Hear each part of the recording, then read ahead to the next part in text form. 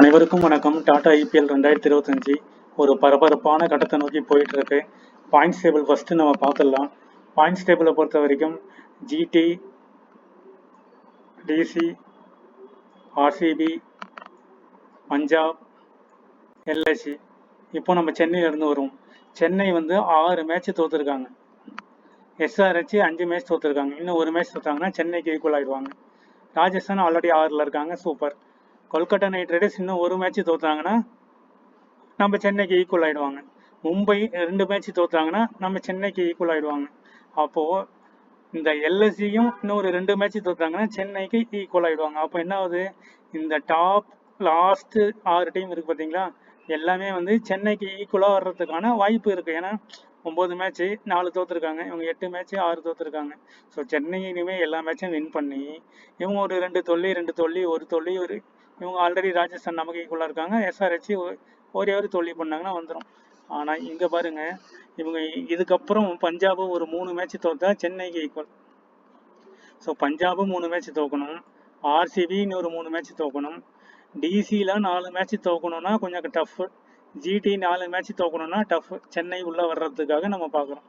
So இது 4 match தோக்கணும், இது 4 match தோக்கணும். அப்போது இன்னும் எத்தனை மேட்ச் இருக்குது? 6 மேட்ச் இருக்குது. 6ல் இன்னும் ஒரு 4 மேட்ச் தோக்கணும். இவங்க 6ல் இன்னும் ஒரு 4 மேட்ச் தோக்கணும். 2 தான் ஜெயிக்கணும். இவங்க இன்னும் ஒரு 3 தோக்கணும். தோத்தா சென்னைக்கு ஈக்குவல் ஆகணும். சென்னை எல்லா மேட்சும் வின் பண்ணணும். இதெல்லாம் மேத்தமெட்டிக்கலாக ப்ராபபிலிட்டிக்காக இருக்கிற ஒரு விஷயம். இப்போ மேட்ச் யார் யாருக்குன்னு பார்த்தீங்கன்னா மும்பை, எஸ்ஆர்ஹெச். இப்போ எஸ்ஆர்ஹெச் இன்னைக்கு தோத்தாங்கன்னா 6 வந்துடுவாங்க, மும்பை தோத்தாங்கன்னா 5 வந்துடுவாங்க. ஸோ ஆக மொத்தம் இந்த குரூப்பில் நம்ம சென்னை இனிமேல் வின் பண்ணாங்கன்னா ஒரு 5வது பொசிஷன், ஒரு 6வது பொசிஷன், பை சான்ஸ் 4வது பொசிஷன் பிளே ஆஃப்குள்ளே போகிறதுக்கான பை லிட்டில் ஸ்லைட்லி சான்சஸ் இருக்குது. இதுதான் பாயிண்ட்ஸ் டேபிள் இருக்கிற நிலவரம். இவங்க இதுக்கப்புறம் ஜிடி எல்லா மேட்சும் தோக்கணும், இவங்க டிசி எல்லா மேட்சும் தோக்கணும். இவங்கெல்லாம் பாதி தோத்தாங்கன்னா மேபி பாயிண்ட் டேபிள் இதில் பாருங்கள் ரன் ரேட்டில் ரொம்ப கம்மியாக இருக்கும். பட் இதுக்கப்புறம் டமால் டிமில் ஷேக் ரஷீது, மாத்ரே, தூபே இந்த மாதிரி ஏதாவது அடித்து ஏதாவது மிராக்கிள் பண்ணாங்கன்னா உண்டு. ஸோ அதுதான் இப்போ இருக்கிற பாயிண்ட்ஸ் டேபிளோடைய நிலவரம். 6வது இடத்துக்கும் 9வது இடத்துக்குமான match number 41 Wednesday Sunriser Hyderabad, Mumbai Indians, Rajiv Gandhi International Stadium. மொத்தம் ஓவரால் ஒரு 4 மேட்ச் நடந்திருக்கு. அந்த 4 மேட்ச்சில் ஒரு மேட்ச் லோ ஸ்கோரிங்காக முடிஞ்சிருக்கு. ராஜீவ் காந்தி இப்போ இது பேட்டிங் ட்ராக்கு, இன்னொன்று ஸ்லோ ட்ராக், 2 ட்ராக் இருக்குது. பேட்டிங் ட்ராக்கு, இப்போ பேட்டிங் ட்ராக் கொடுத்தா மட்டும்தான் எஸ்ஆர்ஹெச் வின் பண்ண முடியும். போலிங் ட்ராக் கொடுத்தாங்கன்னா எஸ்ஆர்ஹெச்ல வின் பண்ண முடியாது. இன்னைக்கு சைக்காலஜிக்கல் ஃபேக்டராக பேட்டிங் ட்ராக் தான் கொடுப்பாங்க. கொடுத்துட்டு மும்பையை அமுக்க பார்ப்பாங்க. ஏன்னா எஸ்ஆர்ஹெச் எல்லாமே top order compare to Mumbai Indians. SRH batting track கொடுத்தா மட்டும்தான் வின் பண்ண முடியும். போலிங் ட்ராக் கொடுத்தாங்கன்னா மாட்டிப்பாங்க. அதனால நீங்கள் பேட்டிங் ட்ராக் கொடுக்கறதுக்கான வாய்ப்பு தான் அதிகமாக இருக்குது. நம்ம ட்ரீம் டீமும் பார்ப்போம். அது வீடியோ எண்டில் இருக்குது, ஸ்கிப் பண்ணாமல் பாருங்கள். ஒரு முக்கியமான பாயிண்ட்ஸ் எல்லாமே அதில் இருக்கும். Below score 35, below 151 to 116 12, and 170 189 13, இது பாருங்கள் 18. ஸோ இந்த ட்ராக்ல தான் இன்றைக்கி மேட்ச் நடக்கிறதுக்கான பாசிபிலிட்டிஸ் ரொம்ப அதிகம். அப்போ தான் எஸ்ஆர்ஹெச் பிளே ஆஃப்குள்ளே போகிறதுக்கான வாய்ப்புகள் இருக்கும். டோட்டலாக 78 மேட்ச் பேட்டிங் செகண்ட் தான் அதிகமாக ஜெயிச்சிருக்காங்க 42, ஃபர்ஸ்ட் 36 தான் ஜெயிச்சிருக்காங்க. ஆவரேஜான score 123, highest score 277, lowest score 80. இது எல்லாமே 2024 ஒரு கிளான்ஸ் பார்த்துடலாம். அதே மாதிரி 2025 ஒரு கிளான்ஸ் நம்ம பார்த்துடலாம். பஞ்சாப் எல்லாமே பாருங்கள் 200 to 200, இந்த ஸ்கோர் பார்த்தீங்கன்னா 200, இங்கேயும் 200, இங்கேயும் பார்த்தீங்கன்னா 200, இங்கே 171 for 8, இங்கே 165 165 167. இந்த மாதிரி ட்ராக் தான் கம்மியாக இருக்குது. ஒரே ட்ராக் எல்லாமே லோ ஸ்கோரிங் வெனியூவாக இருக்கிறதுக்கான வாய்ப்புகள் இருக்குது.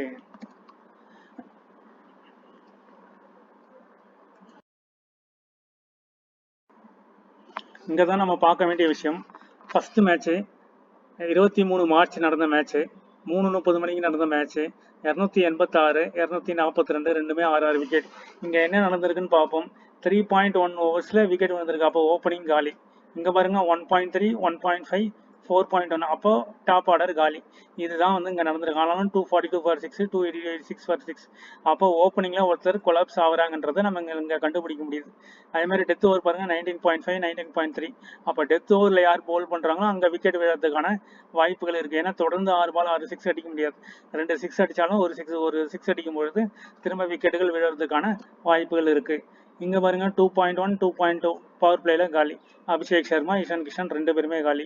இங்கே பாருங்க 1.3 பவர் பிளேல மார்க்கரம் காலி. ஸோ ஓப்பனிங்கில் ரெண்டு மேட்ச் பார்த்துருக்கோம், ரெண்டு மேட்சுமே காலி. இது 27 மார்ச் 2025 7:30 மணிக்கு நடந்த மேட்ச். இங்கே வந்து பவர் பிளேல தேர்ட் ஓவரில் காலி, இங்கே பவர் பிளேல செகண்ட் ஓவரில் காலி.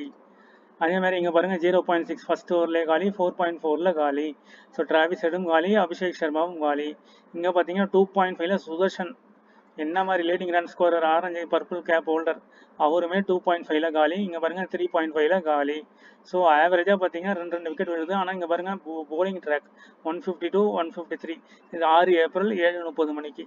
ஸோ இந்த போலிங் ட்ராக்கை பொறுத்த வரைக்கும் இந்த மாதிரி நடக்குது. ஸோ ஓப்பனிங்கில் காலி ஆகுறாங்க, ரெண்டு பேருமே காலி ஆகுறாங்க ஓப்பனிங்கில். இதையும் மைண்ட் செட் பண்ணுங்க. அடுத்தது பாருங்க 3.6 ஓப்பனிங்ல இங்கே ஒருத்தர் காலி. இது மட்டும்தான் வந்து அபிஷேக் சர்மா ஃபார்முக்கு வந்தார், 140 ரன் அடித்தார், விக்கெட்டே விழாமல் போச்சு. மற்ற எல்லா மேட்சஸுமே ஓப்பனிங்கில் காலி ஆகுறாங்க. அதுதான் மெயின் பாயிண்ட்டு. அதே மாதிரி இங்கே பாருங்கள் 17.3, இங்கே 16.2, இங்கே பார்த்தீங்கன்னா 18.6, இங்கே வந்து 13.1. ஸோ இங்கே பாருங்கள் 18.4 18.6.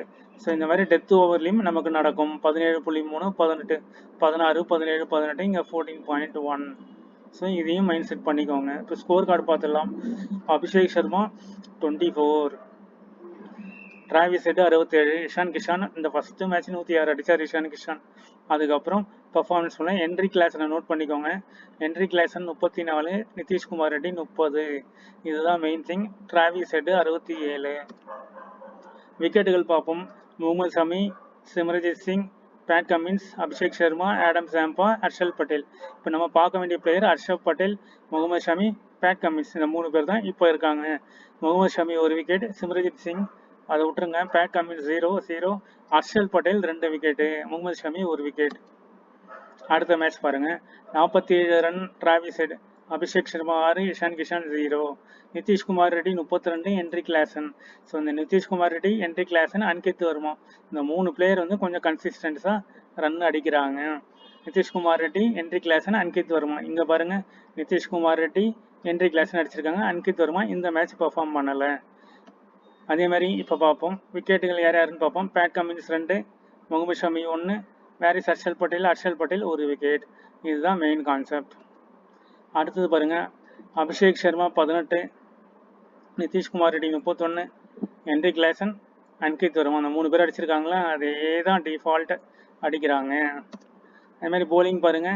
விக்கெட் யார் யார் எடுத்திருக்காங்க. முகமது ஷமி 2, பேட் கமின்ஸ் 1, இங்கே வந்து ஹர்ஷல் பட்டேல் இல்லை, இருந்தால் எடுத்திருப்பாரு.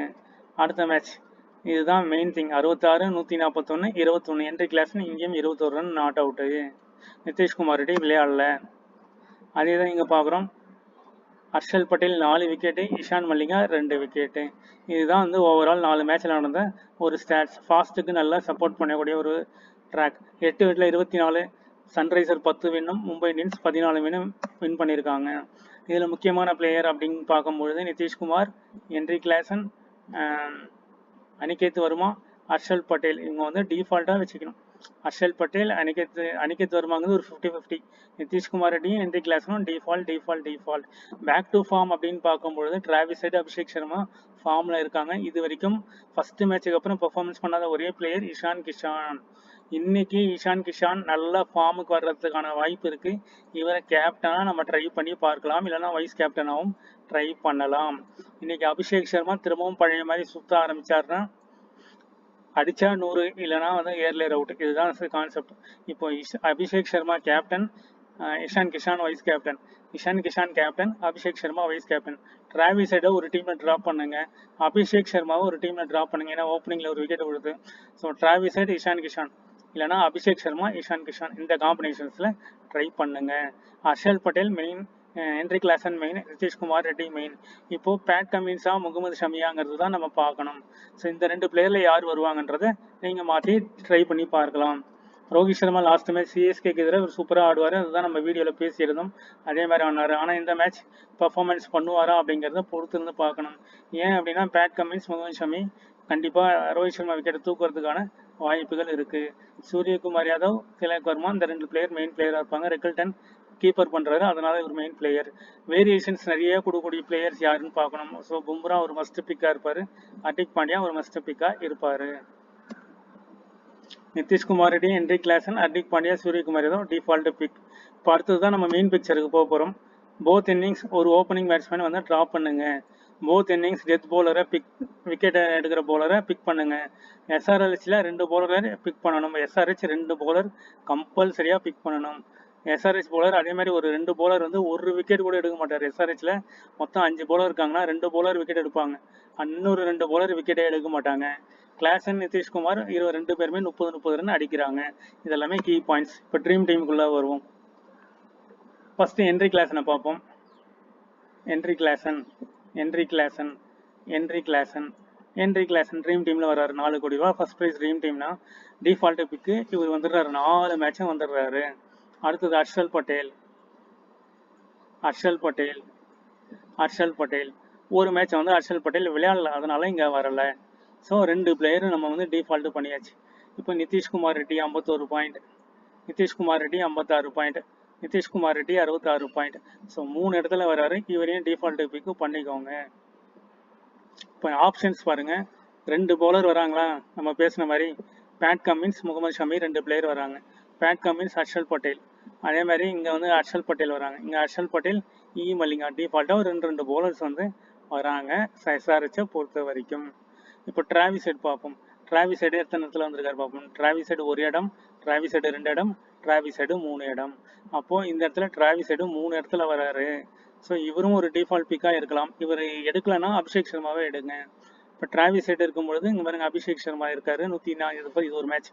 அதே மாதிரி வேற எங்கேயாவது அபிஷேக் சர்மா இருக்காரா பாருங்க. டிராவிஸ் ஹெட், அபிஷேக் சர்மா, இந்த இடத்துல 139 பாயிண்ட், இந்த இடத்துல 60 பாயிண்ட். இன்னைக்கு டிஃபரன்ஷியல் பிக்கா இஷான் கிஷானை ட்ரை பண்ணணும். இதே மாதிரி கேப்டனாக ட்ரை பண்ணி பாருங்க இஷான் கிஷான். அதே மாதிரி விக்கெட் கீப்பிங் ஆப்ஷனில் யார் மும்பையில் வராங்க, Rickelton. So captain Ishan Kishan, Rickelton vice கேப்டனாக ட்ரை பண்ணலாம். இதுதான் காம்பினேஷன்ஸாக இருக்குது. இதுதான் ட்ரீம் டீம். இந்த ட்ரீம் டீமை பார்த்து நீங்கள் வந்து ட்ரை பண்ணலாம். ஏன்னா டிஃபால்ட் பிக்கு ஓரளவுக்கு பார்த்தாச்சு. அதே மாதிரி மும்பையோட டிஃபால்ட் பிக்கு யார் யாரெல்லாம் இருப்பாங்க, ஹர்திக் பாண்டியா இருப்பார், பும்ரா இருப்பார், சூரியகுமார் யாதவ் இருப்பார், அதுக்கப்புறம் வேறு யார் இருப்பாங்கங்கிறத பாருங்கள். அதே மாதிரி லோ பிக் பர்சன்டேஜ் ஒரு 3 பிளேயர் எடுங்க. லோ பிக் வந்து மினிமம் 3 பிளேயர்ஸை நீங்கள் எடுக்கணும். எடுத்து இதில் உள்ள வந்து ஆல்ரவுண்டர் கேட்டகரியும் போலிங் கேட்டகரியும் ஆட் பண்ணணும். ஆட் பண்ணிங்கன்னா உங்களுக்கு டீம் வந்து பக்காவாக செட் ஆகிடும். ஒரு 5 டீம் 10 டீம் போடுறவங்க டிராவிஸ் ஹெட், இஷான் கிஷான், அபிஷேக் சர்மா, இஷான் கிஷான் இந்த காம்பினேஷன்ஸில் ட்ரை பண்ணுங்கள். அதே மாதிரி Ishan Kishan captain, Rickelton vice captain இந்த காம்பினேஷன்ஸையும் ட்ரை பண்ணுங்கள். கண்டிப்பாக இதில் ஏதாவது ஒரு சினாரியோஸ் ஒர்க் அவுட் ஆகும். ஸோ ஒர்க் அவுட் ஆகும்போது உங்கள் கிராண்ட் லீக் டீம் வந்து டாப்பில் போகிறதுக்கான பாசிபிலிட்டிஸ் ரொம்ப ரொம்ப அதிகம். தேங்க்யூ ஃபார் வாட்சிங். டெலிகிராமில் இல்லாதவங்க டிஸ்கிரிப்ஷன் லிங்க் இருக்குது, டெலிகிராமில் ஜாயின் பண்ணிக்கோங்க. தேங்க்யூ.